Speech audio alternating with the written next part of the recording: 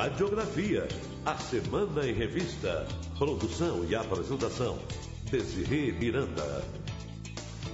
Bom dia, hoje é sábado, 18 de agosto de 2018. Começa agora o Radiografia, a Semana em Revista. Nós ficamos juntos até às 8 da manhã. Obrigada pela sua companhia.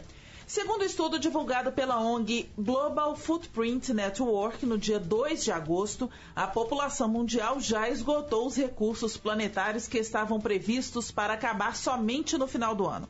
Além da preocupação com o meio ambiente e a escassez de recursos, essa situação também levanta o debate sobre o consumo consciente. Quais os impactos do consumo intenso sobre a natureza? Que medidas podem ser tomadas no médio e longo prazo? E qual a maneira mais apropriada de se descartar o lixo produzido? Sobre o assunto, eu converso com a superintendente da Associação Mineira de Defesa do Ambiente, Maria Dalci Ricas, o coordenador da Rede Brasileira de Pesquisas em Mudanças Climáticas e professor da UFMG, Alisson Barbieri, e a engenheira civil com especialidade em engenharia ambiental e sanitária, Elaine Delboni. Lembrando aos ouvintes que estamos em período eleitoral e a Rádio Inconfidência observa em toda a sua programação a integralidade da Lei 9.504 de 97. Todas as opiniões emitidas durante o programa são de responsabilidade integral e pessoal dos participantes. Sendo assim, então, um bom dia a todos. Obrigada pela gentileza de participação no Radiografia. Bom dia. Bom dia. Bom dia, muito obrigada à Rádio Inconfidência pelo convite. Dalci, você já está parceirona nossa aqui, né? Então vou começar por você. Muito obrigada por ter vindo novamente. Como é que você observa aí esses dados dessa ONG? Dá um pouco de medo assim na gente, né? Chega, todos os anos ela solta esse levantamento e todos os anos a gente consome tudo que deveria ser para o ano de acordo com os parâmetros dele quando a gente está no meio do ano ainda, né? Isso significa o quê? Significa de imediato que nós estamos aumentando cada vez mais os riscos da nossa sobrevivência no planeta, né? Agora você perguntou como é que você sente isso. Eu sinto assim, como ambientalista, né, com quase desespero, porque é um dado incontestável, nós estamos sentindo tudo isso, e isso não atinge a população, não atinge a sociedade, não atinge os tomadores de decisão. Assim, a notícia é colocada, falada, tem uma semana ela é esquecida de novo e nós continuamos no mesmo ritmo de usar os recursos naturais como se eles fossem eternos, e não são. Uhum. Então é assim, é desesperador ver que um dado como esse, que deveria botar todo mundo para pensar, essa incapacidade do ser humano de pensar cenários futuros, ela é terrível para o futuro do planeta e para o nosso próprio futuro como espécie. E o que mais o nosso comportamento coloca o planeta em risco? Olha, nós temos comportamentos individuais, né, dentro das nossas casas, enquanto consumidores, que são extremamente prejudiciais. A gente tem aquela questão, todo mundo adora ser vítima. Raramente as pessoas querem ser sujeitos. E há muitas formas de nós sermos sujeitos do nosso destino, e quando nós somos sujeitos do nosso destino, nós também somos sujeitos do destino da sociedade em que nós vivemos. E enquanto cidadãos, também, infelizmente, nós somos muito ruins ainda. Quando você coloca uma matéria, por exemplo, uma notícia como essa, por exemplo, você coloca no Facebook, né? Assim, você consegue 40 compartilhamentos, fala, nossa, que bom. Aí aparece uma notícia qualquer sobre como é que eles chamam? Um famoso. Uma celebridade. Uma famosa, tem 500 compartilhamentos. Isso mostra, assim, a futilidade, a irresponsabilidade. E depois as pessoas falam assim, nossa, que preocupação, será que vai acontecer alguma coisa? Vítima, nunca sujeito. Uhum. O que vocês acham, gente? Professor Alisson, o que o nosso comportamento como sociedade está levando a isso? Essa situação que a Dalci pôs. Olha, eu achei extremamente interessante e o momento, né, em que saiu essa reportagem, porque ela nos faz pensar, e ela surge mais ou menos 1 ou 2 meses depois, de que nós perdemos a oportunidade de avançar nas discussões sobre consumo, mudança na matriz energética, nas questões climáticas globais, que foi os resultados da COP em Paris, né? Que basicamente nós estamos vendo aí o distrato sendo feito, né? Principalmente no caso dos Estados Unidos, né? Quer dizer, nós estamos regredindo, né, nas questões relacionadas ao controle da forma como consumimos e produzimos e geramos resíduos, né? Tem 2 coisas que me chamaram a atenção nessa reportagem, pensando nas questões dos nossos hábitos, né? Não é só uma questão de reduzir ou de consumir a natureza, é como consumimos, porque esse consumo ele é altamente relacionado à emissão de gases de efeito estufa, né? A forma como nós produzimos e consumimos hoje é uma forma intensiva em uso de carbono. Nossa matriz elétrica, geração de resíduos sólidos, a própria pecuária, né? que é altamente emissora de gases de efeito estufa, principalmente metano, né? Então, é como consumimos, né? Quer dizer, um agravante a mais do fato de consumirmos, porque consumimos de uma forma que agrava o aquecimento global e com implicações extremamente graves no futuro. E tem uma outra questão que me chamou a atenção, né, nessa reportagem, é que ela fala sempre da questão global, né? Que nós, enquanto planeta, estamos ameaçados, né? Isso chama atenção para duas coisas também. Primeiro, nós temos que nos preocupar com nossos vizinhos. Não importa se eu tenho um consumo consciente, me importa o que o vizinho consome. Pensando em termos de países, né? Nós, enquanto brasileiros, temos que preocupar em fazer o nosso dever de casa, reduzir as nossas emissões, a forma como consumimos, mas temos também que nos preocupar como que os americanos consomem, porque os impactos são globais, né? Eles são gerados localmente, mas as repercussões são globais. E daí que vem essa frustração com a falha desses grandes acordos, como a COP, as convenções de biodiversidade, etc., porque nós, enquanto planeta, não conseguimos chegar a um consenso sobre como fazer essa redução das emissões e alterar as nossas formas de consumir. E o que está em jogo nisso? Por que a gente não consegue esse consenso, já que todo mundo já sabe o que está provocando esse desgaste? Como diriam os americanos, né? Desculpem o termo, né? Os americanos têm uma frase ótima: é economia estúpido, né? Quer dizer, no final é tudo vil metal, tudo a economia. Então, existem grandes interesses corporativos atrás das discussões climáticas, da mudança na matriz energética. A nossa economia, ela é toda fundamentada na questão do superconsumo, no descartável, na acumulação, né? Na acumulação. Então, e no desperdício, né, Alice? Exatamente. Né? Mas aí, Alice, tem uma questão interessante, que é o seguinte: a roda do capitalismo, ela gira em cima do consumo. Perfeito. E quanto mais desperdício, mais consumo. Tanto é que você vê, um dos indicadores de que a economia brasileira pode estar melhorando, saindo da crise, é a retomada da produção de veículo. Sendo que a queima de combustível fóssil inclusive no Brasil, junto à agropecuária, são as maiores fontes de emissão de gases de efeito estufa. Esse é um aspecto extremamente interessante. Quando se fala em grandes programas de recuperação econômica e de desenvolvimento, se foca, por exemplo, como a senhora falou, incentivar a indústria automobilística. Exatamente. E incentivos às indústrias sujas, enfim. E não, por exemplo, em alternativas de geração de energia, investimentos pesados, por exemplo, na mudança da matriz energética para a matriz limpa, ou alterar a forma. E a gente sabe que a chamada indústria limpa, ela também é viável economicamente. Claro. É uma questão política, né? E tem a questão dos resíduos também, né, Elaine? Sim.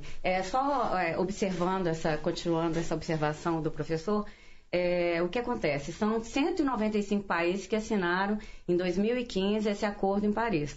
Sendo que agora os Estados Unidos, que é um dos países maiores, né, com a poluição, 17,9%, saiu do acordo. E esse acordo, ele beneficia a Terra toda. Por enquanto, nós moramos na Terra, não temos um país, um mundo próximo, que a gente pode assim, acabou o recurso natural, eu vou mudar para esse outro mundo, outro planeta. Não tem planeta. Hollywood está tentando criar esse planeta. Pois é, então... Marte, que sabe?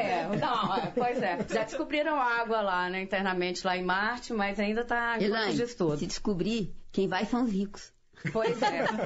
Quem pode pagar passagem? A minoria que está comendo o planeta que vai. Como a gente ainda tem que habitar no nosso planeta, então nós precisamos o quê? Realmente recuperar o que está sendo desgastado. É procurar energia limpa, entendeu? Com fontes alternativas, no caso, energia solar, entendeu? Energia eólica, né? Fontes de alternativa para evitar os combustíveis fósseis, que é a emissão do CO2, para alterar realmente piorar o efeito estufa. Mas tem recuperação? Essa é a minha preocupação, sabe? Bom, eu acredito que tem recuperação. Eu acho que no mínimo nós poderíamos paralisar o processo de degradação, já seria um grande ganho.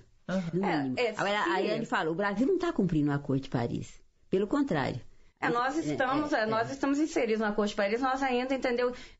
De acordo com o Acordo de Paris, ainda, se o excesso de CO2 emitido está paralisado, tá? Desde o nível de 2016, ainda não se aumentou. Então, olha só, nós estamos mantendo. Agora, eu não acho que isso aí é o suficiente. O que eu acho é o seguinte, que a gente tem que retroceder. Então, vamos dar ideias, assim, de fontes renováveis, de energia limpa para ser utilizado. A questão do lixo, dos resíduos sólidos, entendeu? Que a gente está falando, a questão, a gente pode reciclar os resíduos sólidos. Então, o que a gente tem que fazer, a nossa sociedade é altamente consumista. O que nós temos que fazer é o quê? Reutilizar. Não, mas, antes de reutilizar, é reduzir. Não, reduzir, sim, claro. reduzir. Sim, é uma educação. É uma equação previsível. Sim. Você tem um limite e se você ultrapassar então nós vamos pensar de outra maneira. Antes da gente começar tudo isso, a gente tem que começar a ter uma educação ambiental. A gente tem que despertar para esse lado. Eu faço muitas palestras e apresentações para planos e o pessoal não tem consciência do que é importante, por que é importante uma árvore, entendeu? O que a árvore faz, o que ela favorece na evapotranspiração, na umidificação, para a gente não ter um clima desértico. Belo Horizonte, a gente está sentindo isso, entendeu? E como? Pois é, então aqui está mudando. Por quê? Porque as árvores, se for um porte grande, elas liberam 1.000 litros de água através da evapotranspiração por dia. Elas formam os rios na Amazônia, nós temos os rios flutuantes. Que são o quê? São umidades. Na hora que elas condensam, elas formam a chuva que volta para o ciclo, que vem para a terra. O que está acontecendo?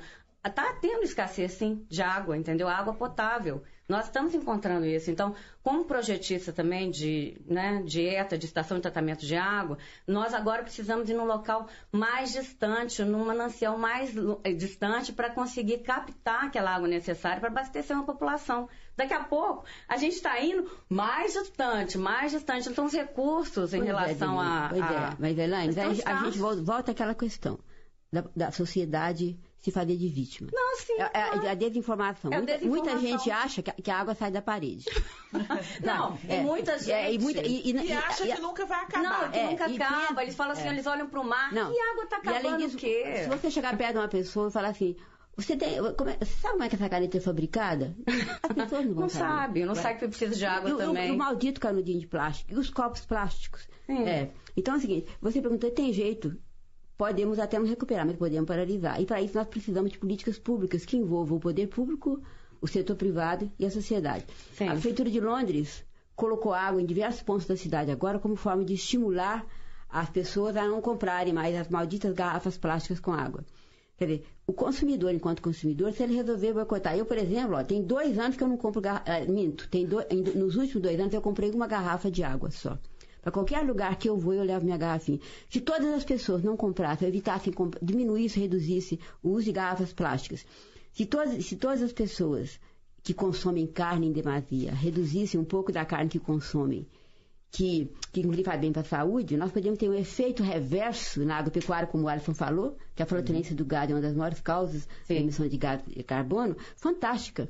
E outra coisa interessante, Alisson, é que é o seguinte, como você falou, que as indústrias chamadas verdes, elas compensam qualquer desemprego que possa haver em função do desincentivo da indústria automobilística. Então, se você, por exemplo, incentiva, por exemplo, fábricas de painéis solares, por exemplo, ou fábricas de reciclagem, que nós temos praticamente pouquíssima, como você falou. Aqui nós temos poucas. Você gera emprego e você gera benefício para o lixo, ele traz muito dinheiro, ele traz inserção social. Entendeu? Que é mais importante. O que a gente tem de gente aí passando necessidade, o lixo, ele é vendido, ele pode fazer isso através das cooperativas da reciclagem. Eu acho esse ponto fundamental porque nós estamos falando de coisas, de iniciativas que não são utópicas. Não. A gente está falando de educação ambiental, mudança de consciência e de investimento em energias limpas, em indústrias verdes. Nós estamos falando de coisas que já são viáveis. Sim, plausíveis. Por que hoje, por exemplo, quando a gente pega alguma das grandes empresas petroleiras, né, a gente pega, por exemplo, o caso da Brich, né, a Brich definiu como uma estratégia no longo prazo fazer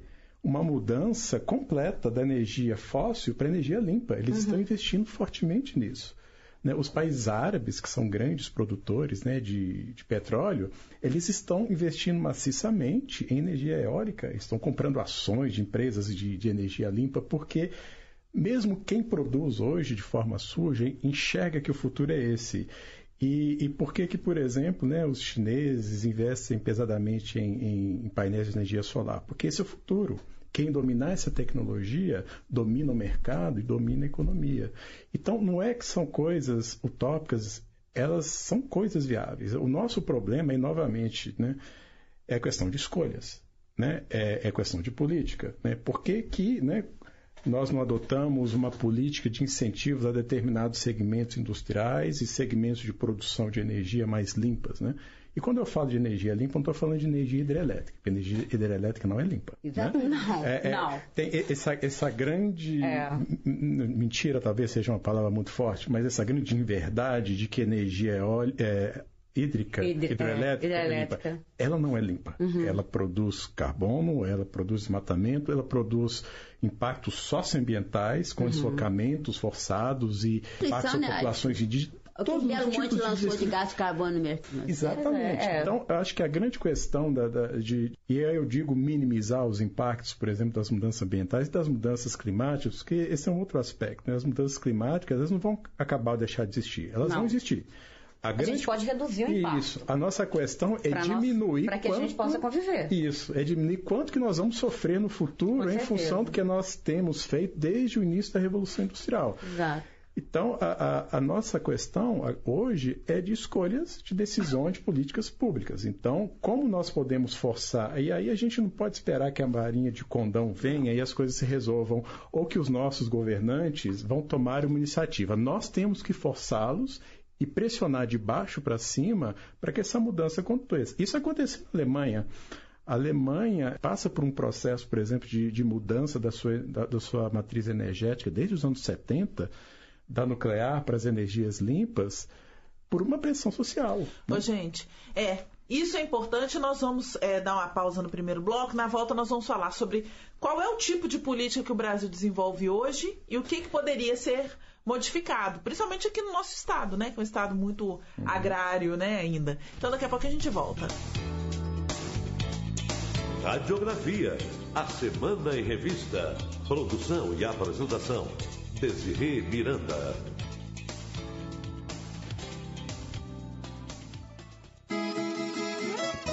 Olá pessoal, aqui é o violeiro Chico Lobo. Canto da viola todo sábado, 13h.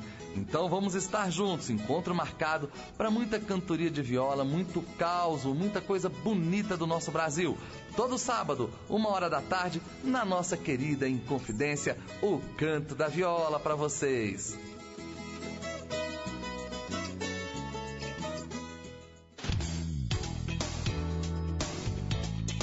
Radiografia, a Semana em Revista. Produção e apresentação, Desirê Miranda. Estamos de volta e hoje a Radiografia fala sobre meio ambiente, preservação e consumo.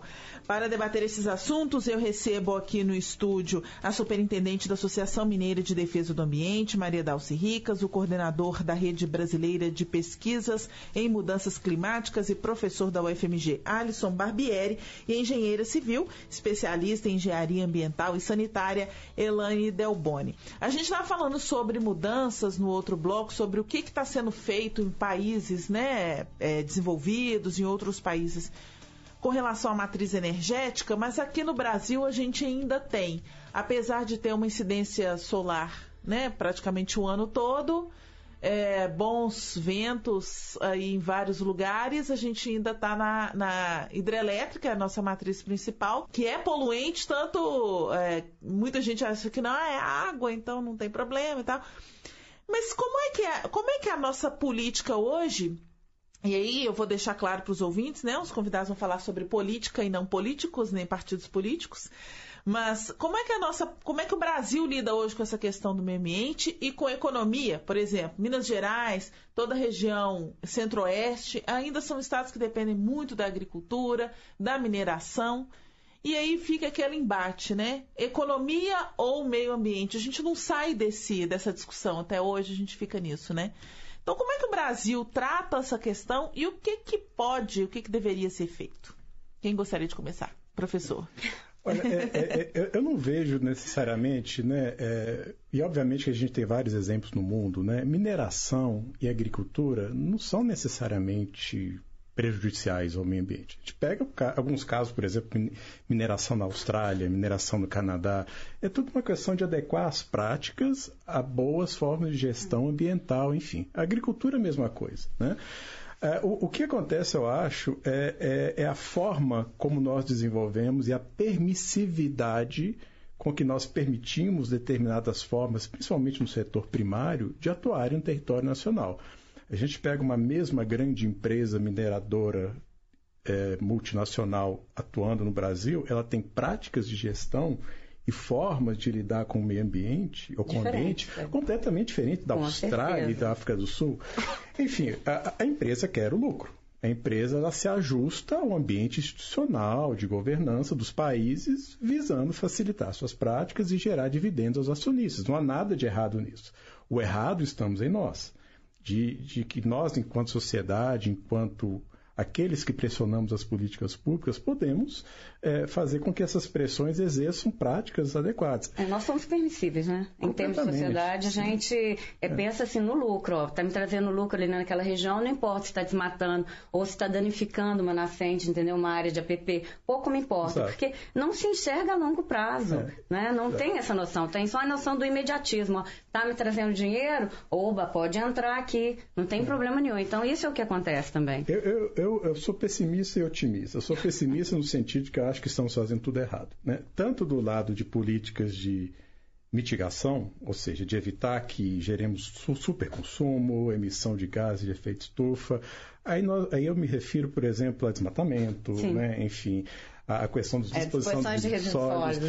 Estamos fazendo tudo errado no lado da mitigação e do lado da adaptação também. Quer dizer, vocês comentaram, né, no bloco anterior a questão das cidades. Quer dizer, o que nós temos feito em termos de adaptação da estrutura urbana, da estrutura das cidades, para lidarmos, por exemplo, com os impactos das mudanças climáticas? Eu diria que tudo o que temos feito é o contrário do que se deve fazer num ambiente daqui a algumas décadas de aumento de temperatura, de aumento de eventos extremos, chuva, calor, etc. Então, quando a gente fala de redução de áreas permeáveis, construção em áreas de risco, infraestrutura urbana com canalização de rios, com a criação de ilhas de calor, enfim, nós estamos fazendo tudo errado. Sim, com certeza. E eu acho que nós precisamos ter uma reflexão enquanto sociedade de mudarmos completamente as nossas práticas, senão nós, enquanto sociedade, seremos os grandes atingidos. Seremos prejudicados, com certeza. Você perguntou sobre a questão falou sobre a questão da agricultura.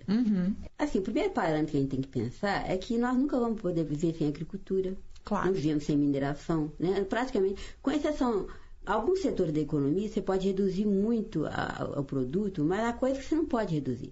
Até agora, por exemplo, ela não tem uma alternativa, quer dizer, eu acho que não tem, talvez já existe, a gente não saiba, né, Alisson? Por exemplo, para você parar de jogar a seringa, por exemplo, de descartar. Nós temos a questão do recolhimento dos planos, né? Não, mas que seria o PGRSS. Parar, por exemplo, copo plástico e canudinho. Não tem como parar. Não tem substituição. Quer dizer, aí o que o Alisson diz, hoje que medidas, por exemplo? Você pode incentivar, por exemplo, a implantação de fábricas de copos de papel, de canudinho, e sem prejuízo da educação ambiental, que mostra para as pessoas que elas têm que reduzir esse consumo. Aí vamos voltar para a agricultura. Então, nós sempre vamos precisar de agricultura. Agora, a primeira coisa, felizmente, está começando um debate no Brasil sobre a questão da perda de alimentos. Desperdício de alimentos. Tanto na produção, na colheita, no transporte, no armazenamento, no supermercado e nas casas das pessoas. Você junta todas essas etapas, você tem uma baita perda de alimentos. Quer dizer, se você quer diminuir o impacto da agricultura sobre o planeta, você tem que pensar nisso. Você tem que pensar em parar de desperdiçar as coisas. Diminuir o lixo. Sem contar a questão social, né? Que o uso da riqueza é totalmente mal distribuído. Nossa Senhora. Você tem que pensar no aumento da agricultura, aumento vertical, e não por expansão da fronteira agrícola. Nós, ambientalistas, sempre batemos nessa tecla. Minas Gerais, por exemplo, Minas Gerais já tem uma quantidade de território já desmatado, que daí para produzir 5 vezes mais de alimento que produz. Não precisa de você abrir novas fronteiras agrícolas. Isso que o Alisson falou. Agora, há pontos específicos. Essa questão, por exemplo, da flatulência do gado é um negócio complicado. E a única solução é realmente diminuir o consumo de carne. E que, aliás, é muito bom para a saúde. muito bom para a rede de hospitais, que ele tem todo o impacto reverso. Aí você chega aqui. Agora, quantas pessoas estão dispostas a mudar o seu comportamento realmente? A não ser, Elaine, que seja assim, da pré-escola. Não, sim, mas não é só a questão do consumo. O que nós fazemos, entendeu, em relação à alimentação? Seria uma reeducação, entendeu? Porque o que eu utilizo, o que eu posso descartar, o que eu posso reutilizar. Hoje, no mundo, nós temos 49 milhões, entendeu, de toneladas de lixo eletrônico sendo descartado. Então, para onde vai isso? Nós estamos utilizando, aqui em Belo Horizonte, de acordo com os dados atuais, né, que eu levantei, nós temos 20 toneladas de lixo que são feitos através de coleta seletiva. São 36 bairros que existem aqui em Belo Horizonte com coleta seletiva. Não é feito em toda a região metropolitana. Só. Aí, só nesses 36, nós coletamos 20 toneladas, entendeu? Agora, tem 227 pontos de leves. São pontos que a pessoa voluntariamente se disponibiliza para colocar o lixo seco. E o lixo descartado. Diminuir um tantão. Ela está ampliando agora, na verdade, ela vai ampliar. O objetivo da prefeitura é o quê? Aumentar, diminuir o lixo orgânico que vai para o Macaúbas, entendeu? Que é o aterro de Sabará que nós pagamos para colocar o lixo lá, entendeu? E é um aterro que ele tem 100 hectares e que ele tem uma vida útil também. Então tá aí uma questão do futuro. O que nós vamos fazer com o lixo?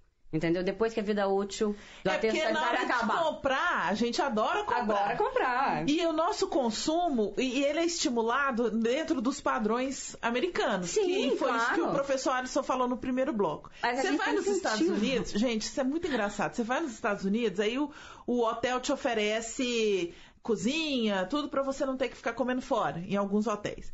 Aí você vai comprar, por exemplo, você vai ficar 10 dias, eu vou comprar uns 10 pratinhos, uma coisinha assim. Você não consegue comprar nos Estados Unidos uma embalagem pequena de qualquer coisa que seja, você não consegue. Você vai comprar um pacote de guardanapo, são 200 guardanapos. Você vai comprar, eu vou comprar uns 2 ou 3 copos, porque eu vou tomar água no hotel e tal. Você não consegue comprar 2 ou 3 copos, você compra 20 copos de uma vez. E você vem aqui no... a indústria, claro. Então, aí você vem aqui no... E de onde que vem essas coisas que a gente tem? Não é de lá? Claro, você chega em qualquer supermercado, você vai fazer uma festa para 10 pessoas na sua casa, você só consegue comprar 50 copos. Então, assim... Essa é uma questão central, a Dalcy levantou isso, a Elaine também. Quando a gente fala... Enfim, essa questão, a reportagem, né, sobre a pegada ecológica e as questões de consumo, o consumo em si, ele não é ruim. Eu acho que a gente tem que tirar um pouco um peso da palavra consumo. Comprar é bom demais, gente. O consumo médio, ele é bom. Terapia. O problema é o superconsumo.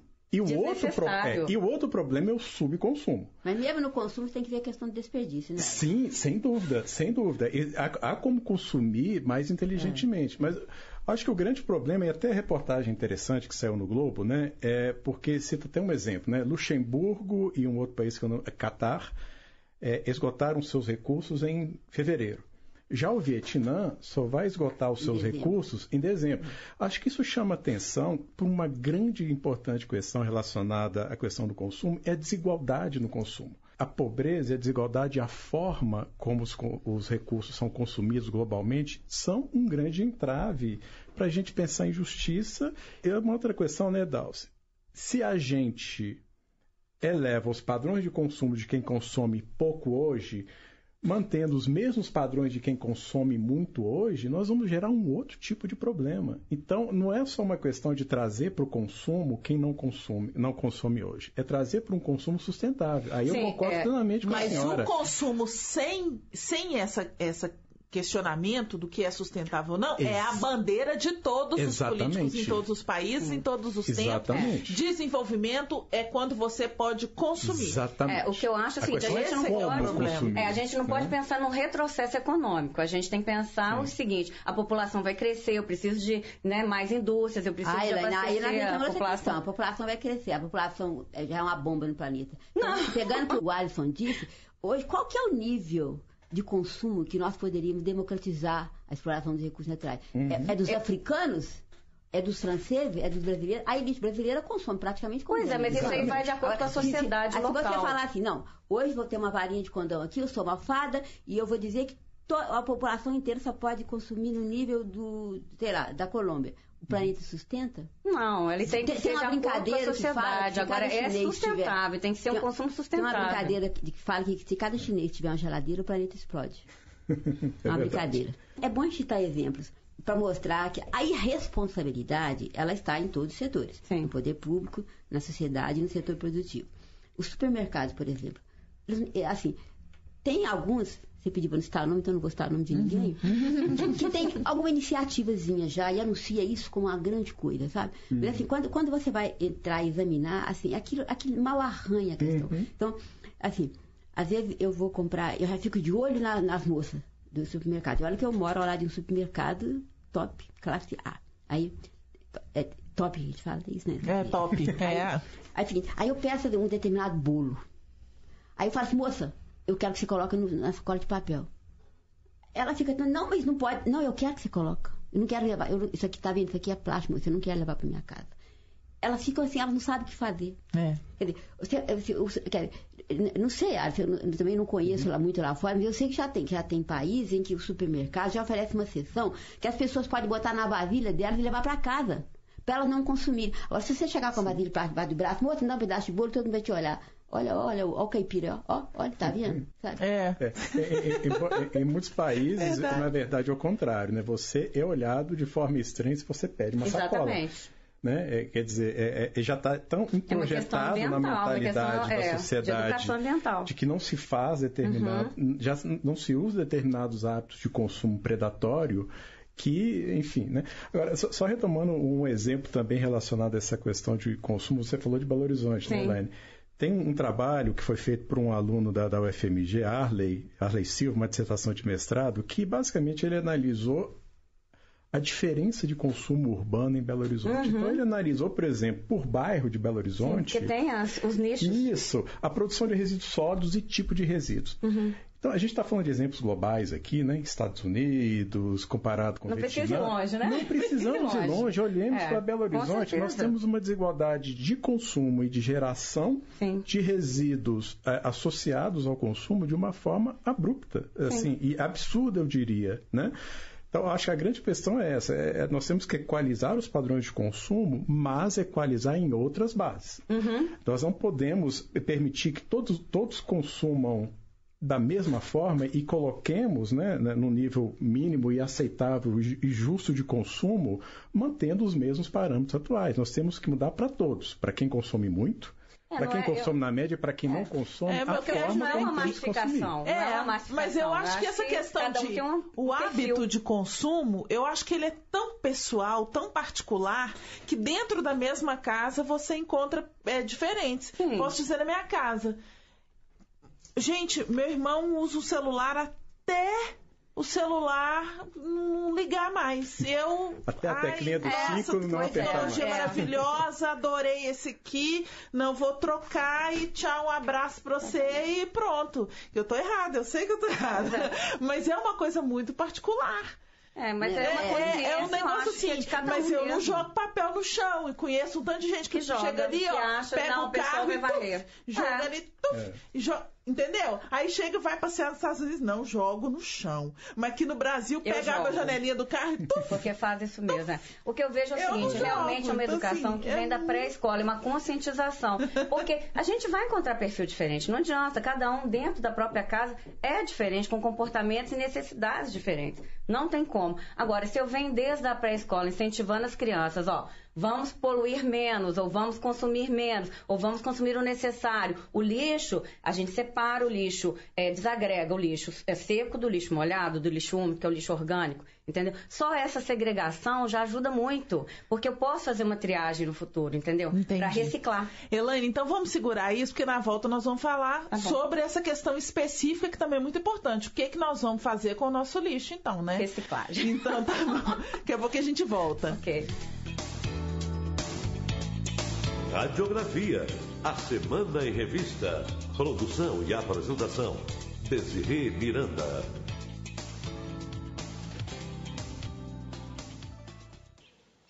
Era ele pisar em casa e a brincadeira começava. Meu pai jogava bola com a gente e dizia: "Você vai ser um craque." Agora meu pai não chega mais. Paulo trabalhava em uma obra quando foi instalar uma antena perto da rede elétrica. Manusear objetos próximos aos fios de energia é muito perigoso. A história de muita gente não pode ser interrompida por um choque. A vida é sempre mais importante. CEMIG. Alô, ouvintes de todo o Brasil, aqui é Tina Gonçalves e estou com vocês todos os sábados de 8 às 11 horas da manhã no programa Túnel do Tempo.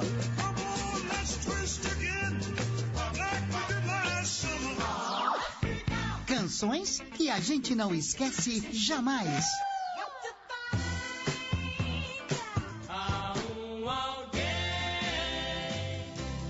Venha recordar e participar pelo 3298-3440 ou 3298-3441. Escolha sua música preferida e viaje conosco no Túnel do Tempo.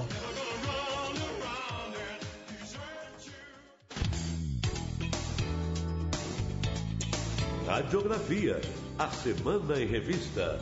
Produção e apresentação, Desirê Miranda. Voltamos e hoje o Radiografia fala sobre meio ambiente e consumo consciente.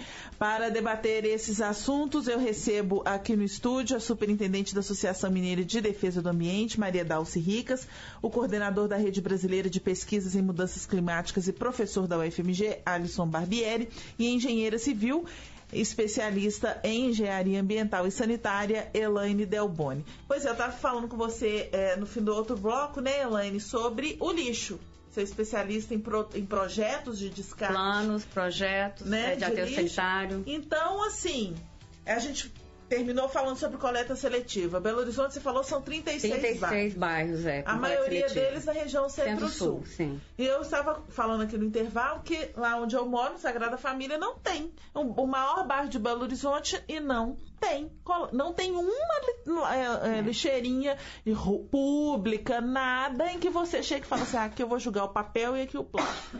Você vai separar na sua casa para quê? Pois é uma boa pergunta essa. Agora tem solução. É o seguinte, primeiro, realmente, a Belo Horizonte produz hoje 2.800 toneladas de lixo dia, lixo misturado. Seria a matéria orgânica com lixo seco, tá? Que seria o possível de reciclagem. 20 toneladas só na coleta seletiva, que é por dia, tá? Então, o que seria interessante a nível de sugestão, né? Que os municípios vêm praticando aí também, pelos projetos que, né, a gente faz na região. É o seguinte, você ter um galpão de triagem, entendeu? E um pátio de compostagem. A compostagem, ela reduz em 70% o volume do seu lixo de matéria orgânica. E a triagem, você vai separar o que você pode reciclar. Então, o lixo, como inserção urbana, isso aí é interessante até mesmo para venda, né? São as cooperativas que existem em Belo Horizonte. Mas, enfim, na sua casa, se você fizesse, vamos supor que não tem coleta seletiva, mas se você fizesse a separação numa sacolinha, tá? O lixo seco.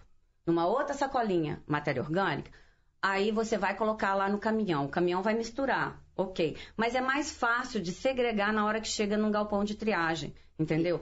Claro. Agora, Elaine, um detalhe. Nessa questão da coleta seletiva, a gente esbarra em fatores, como você está falando, em locais de coleta, em separação de lixo, mas tem um detalhe.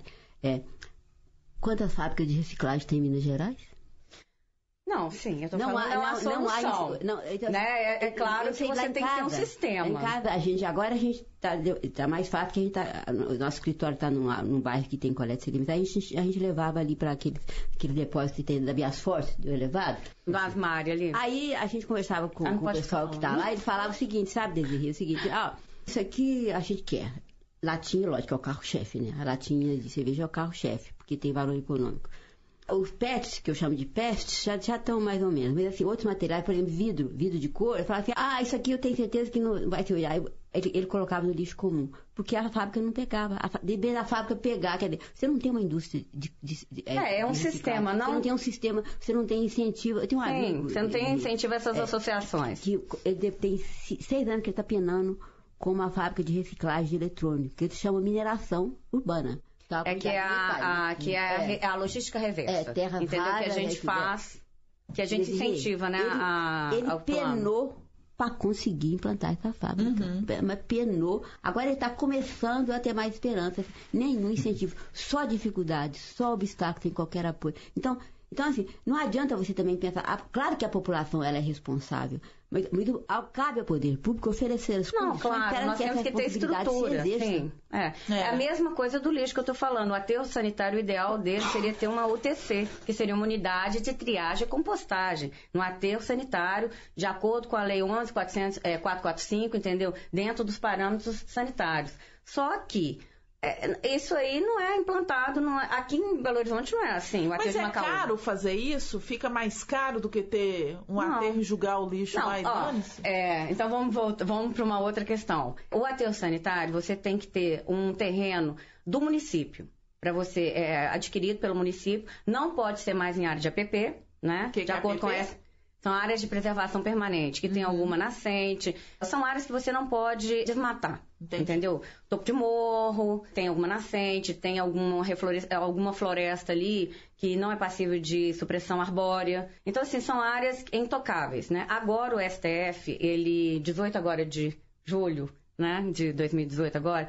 Ele lançou um acordo, não foi publicado ainda, mas onde se fala que a gestão de resíduos sólidos não é mais considerada utilidade pública.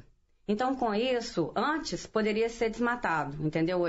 Um gestor de qualquer município, qualquer cidade, por exemplo, escolhe um terreno mais próximo ao centro urbano e fala, eu quero colocar o aterro aqui, porque é uma área plana, é uma área que tem um terreno bom, porque eu tenho que ter uma vala para acondicionar aquele lixo e cobrir, então tem que ter muita argila. Então tem que ser condições apropriadas. Mas suponhamos, se ali tivesse uma mata, se ali tivesse várias nascentes, ali uma área de APP, mesmo assim poderia ser colocado, porque abriria-se uma exceção por ser utilidade pública. Só que agora, a partir de agora, não é mais utilidade pública, entendeu? Então, os aterros sanitários novos, que vão ser, não é lixão a céu aberto, né? Porque isso tem 60% aqui do Brasil que tem o despejo, o descarte em lixão a céu aberto. Mas o aterro sanitário licenciado, ele só pode agora em área que não é APP e área adquirida pelo município, área própria do município, com licenças ambientais. Todas regularizadas. Essa é uma questão interessante, porque normalmente, né, nós nos perguntamos, né, se é tão óbvio que precisamos de fazer a gestão dos resíduos, etc., por que não fazemos? Eu não creio que sejam falta de leis. Por exemplo, eu vou citar 2 casos específicos, né? Nós temos a lei dos consórcios. Né? Funciona muito bem. Porque um município ele pode não ter escala suficiente para construir um aterro, mas a lei do consorciamento, né, permite que ele se agrupe com outros municípios. E ainda tem incentivo fiscal. Exatamente. Isso é importante. Então, por que não se faz? Né? Eu acho que nós novamente esbarramos na questão de escolhas. E um outro aspecto interessante, há recursos. Eu tive uma conversa com uma pessoa que trabalha na gestão do Fundo de Garantia por Tempo de Serviço, é uma das gestoras do FGTS, e o FGTS é um dos principais financiadores de habitação, saneamento e tudo relacionado a saneamento no Brasil. Né? Então, há recursos sobrando para investimento em saneamento, em aterros, em habitação. Não se faz, por exemplo, por falta de projetos. Os municípios não conseguem construir um projeto para fazer um aterro sanitário. Então, eu acho que não é uma questão de falta de recurso, não é uma questão de falta de política ou de arcabouços institucionais. Eu acho que, novamente, nós esbarramos na nossa incapacidade de demandar ações que corrijam ou que minimizem esses impactos, porque nós temos mecanismos. Dalci. Eu queria retomar um ponto que você falou, o que fazer. E para que o ouvinte possa saber que tem alternativas, vamos falar da famosa economia verde. Já falamos aqui, por exemplo, da falta de incentivo do poder público para a implantação de usinas de reciclagem, né? Que casaria com tudo que a Elaine falou. Quer dizer, não adianta você ter coleta seletiva se você não tiver empresas que peguem esses materiais selecionados e os transformem em novos materiais, evitando assim que você tenha que produzir. Por exemplo, quando você pega plástico e fabrica baldes com ele, você está evitando que você produza mais plástico. Quando você recicla qualquer coisa feita de aço, você está evitando que haja mais mineração. Porque as pessoas não sabem, mas a mineração está presente em tudo que nós fazemos na nossa vida. Então, quanto mais você economiza os produtos, menos você vai ter mineração. E a mineração, por princípio, ela é impactante, mas não tem jeito. Um outro exemplo. Se as construções, principalmente condomínios, construções acima de determinada metragem, né, que pressupõe-se um padrão, né, econômico do proprietário fossem obrigadas a gerar energia solar ou mini energia para aquecimento da própria água, além dos benefícios ambientais específicos, você geraria um incentivo violento à implantação de indústrias que fabricam esses equipamentos. Então, assim, há medidas de economia que têm impacto positivo direto nessa questão da proteção do meio ambiente. Também, sem citar nomes, recentemente, né, a minha mãe ficou internada alguns dias num dos hospitais mais famosos de Belo Horizonte, lá em Nova Lima, e eu fiquei impressionada com o desperdício. As moças chegavam 2 vezes por dia com 2 garrafas de água. Eu falava assim, não precisa não, nós já temos água aqui. Não, eu tenho que deixar, e deixava lá. Assim, ou seja, o hospital não tem, é um hospital imenso, não tem um programa de destinação dos resíduos sólidos e nem de redução do consumo, do desperdício. Devia ser obrigado por lei, Alisson, a que todo estabelecimento acima, sei lá, pegar um parâmetro acima de funcionários, não sei o quê, fosse obrigado a ter um programa de gestão, redução de... Não, mas tem. Os hospitais, eles são obrigados pela Vigilância Sanitária e a SLU ter esse plano de gerenciamento de resíduos sólidos. Mas é para materiais médicos. Não, mas também o resíduos também ele entra no resíduo comum. Mas é o que eu estou falando. Talvez falte, sabe o que é? Uma conscientização, um gerenciamento ali para conscientizar o funcionário a não desperdiçar. Não, ele não fala não. Falta conscientização para os donos de hospitais. Porque também, a ordem tem que vir de cima. Sim, a claro. Fala assim, não, nós temos que deixar a garrafa daqui. Mas você tem que fazer um treinamento com o funcionário. Né? Não tem jeito. É questão de mudança. Sim, mudança o que? De concepção. Não. Se a pessoa começar a pensar, entendeu? Ó, nós vamos evitar o desperdício. Para que desperdiçar? Então, vamos começar a fazer uma nova gestão, um gerenciamento. Evitar esse desperdício também gera uma economia brutal nesses tempos de crise, não? Lógico, com certeza. Porque se a pessoa não quer aquela água, outra pessoa vai querer e não vai precisar de uma água mais, e o copo plástico, por exemplo, ele custa, ele tem dinheiro, entendeu? Então, o que você puder evitar, vamos colocar um copo de vidro, uma jarra, entendeu? Tudo isso é economia. E aí a gente falta de gestão. A máquina pública, só de Minas Gerais. A máquina pública no Brasil é muito grande em termos de estrutura construída e em termos de funcionários. Agora, olha como é que é a gestão de uso de recursos da máquina pública. Minas Gerais tem aquele programa Ambientação, que era do pessoal da FIAM, a Miriam tem a maior boa vontade de tudo, mas assim, até esse programa de ambientação já vai para uns 15 anos, mais ou menos, não é? Mais ou menos. E até antigo, hoje, né? Você ainda chega em repartições públicas, você vê desperdício. Aqui na Rádio Confidência não vê desperdício mais. Cada um tem que ter sua caneca só para convidado, copinho de plástico. Só para convidado. Pode botar de vidro. Mandar os convidados fazerem os copos também, né? É verdade. Botar uma canequinha.